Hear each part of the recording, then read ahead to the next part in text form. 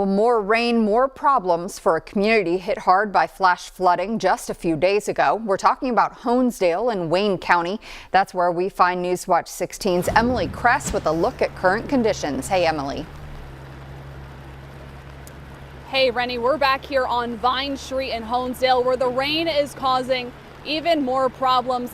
Take a look behind me. You can see the water continues to just pour down the hillside, bringing back those flood conditions.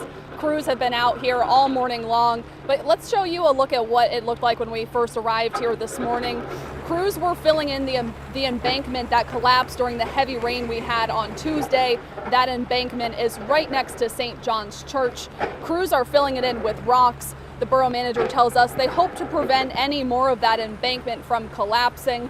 Now, this water has to go somewhere. There's just so much rain falling in this area that some other spots in the borough, including 4th Street in Honesdale, the water on the road is starting to collect and flood.